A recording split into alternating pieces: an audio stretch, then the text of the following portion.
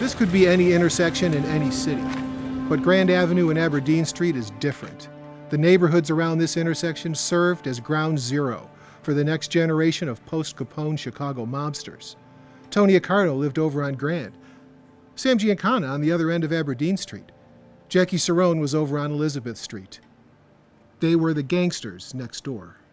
For more than 70 years, my family lived on Aberdeen Street. Our father was born on this street. My brother and I spent the first parts of our lives on this street. Everybody knew everybody back then. Hell, if you weren't family, you were family adjacent.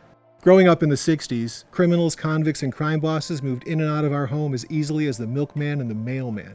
In our world, the guy who robbed the bakery was as respected as the guy who baked the bread. We thought it was perfectly normal. They were just Dad's friends. Dad wasn't a mobster, but some of his friends were. And my brother Mike and I grew up around guys like Bobby Bellavia.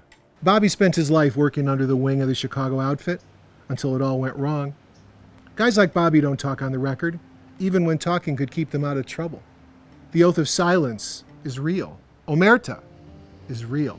After our book, Mob Adjacent, a Family Memoir, came out, something unexpected happened. Some of our outfit pals, guys like Bobby, started sharing stories about their lives inside the Chicago outfit. Stories about the jobs they pulled, the scores they made, and the people they knew.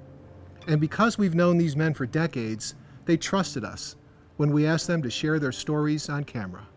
Bobby, as we sit here and we talk about it, tell me, 50, 60 years we go backwards, how did you get started as a young kid to become a mob member, not mob adjacent? Back in the 40s, I was maybe 10 years old, 11 years old. We lived on Ardington Street near Halsted. There used to be a little club there. They played Ziganet, and what's known as wise guys, they would all come there. They all got big cars, nice clothes, pretty women. What do you want to be?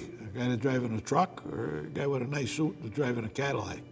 As I got older, I got to know people, and that's how you get involved. You do this, you run an errand, you help here, you help there, and pretty soon you're doing what you do. Once you joined up, if you will, you worked with the top guys in the outfit.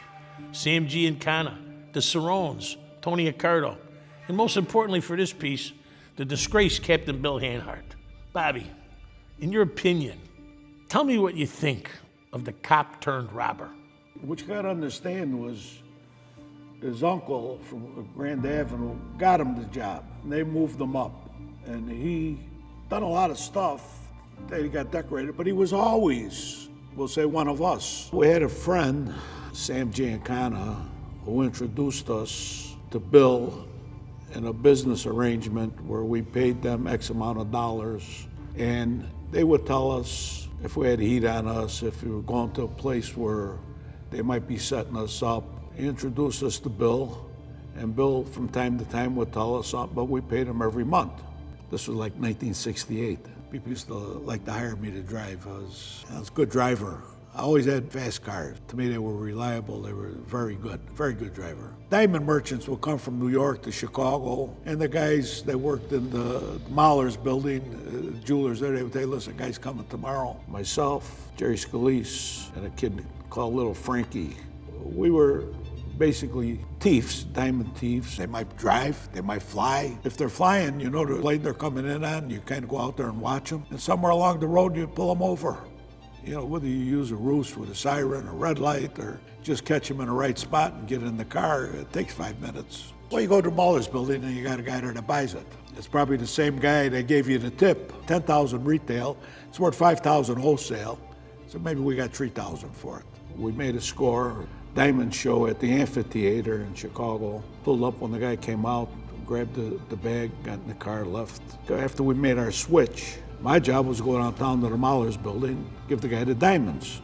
And then they'd check them out, if everything was what it was. Next day we'd go get the money.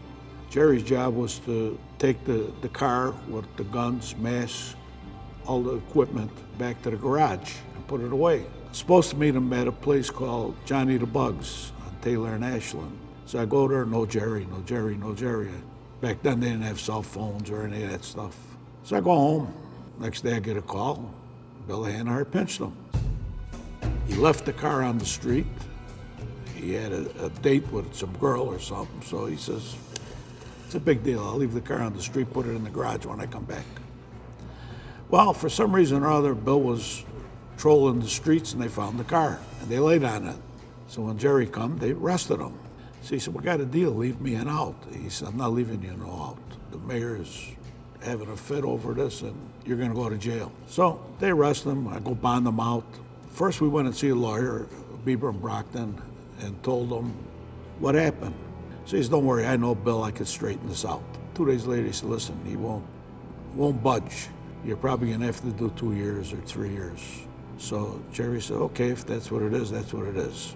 That night we go to DiAugustino's. We meet an old friend in there we ain't seen in years, a kid by the name of El Armando. He became an attorney working in the public defender's office, just getting started.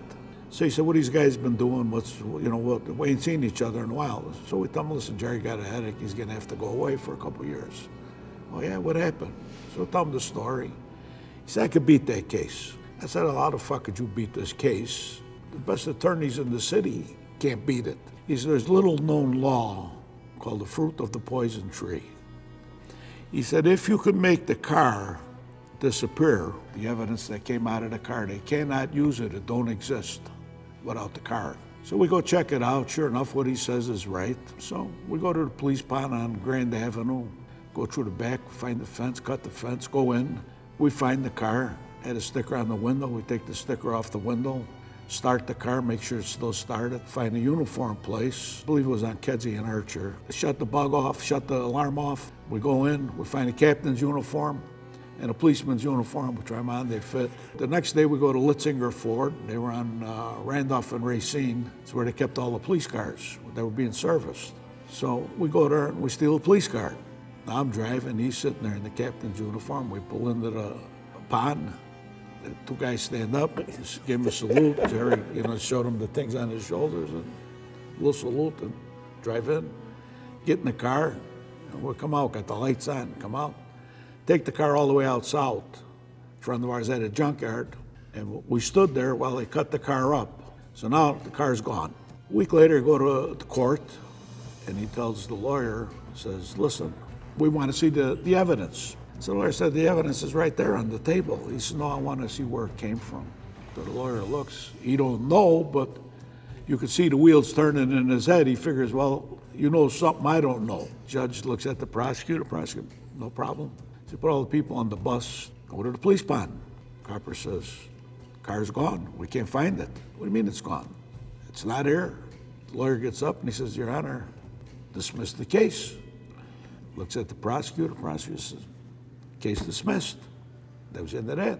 If you're keeping score, Bobby and Jerry broke into a clothing store, stole 2 police uniforms, broke into a car lot, stole the police car, broke onto the police impound lot twice, stole the second car the second time while impersonating police officers.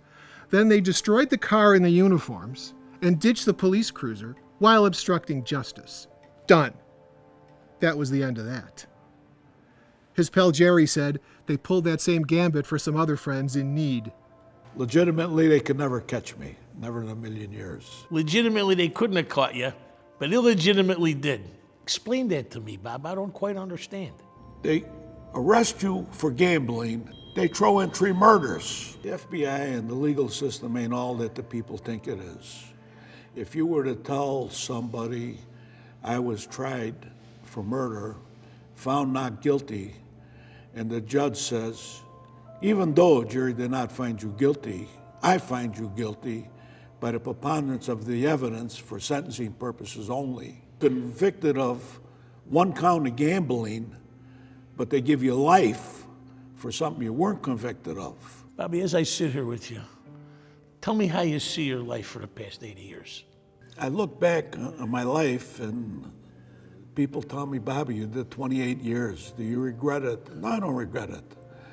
I bummed with Sinatra. I bummed with Wonder Woman. I had a lot of friends in the show business. I had a good life.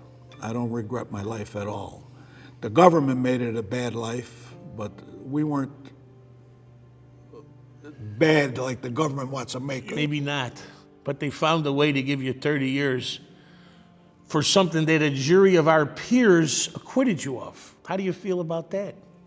I believe it was 28 and a half, but I'm not 100% sure. I never counted it. Whatever it was, it was. It's like everything else, you know, you grin and bear it and go on.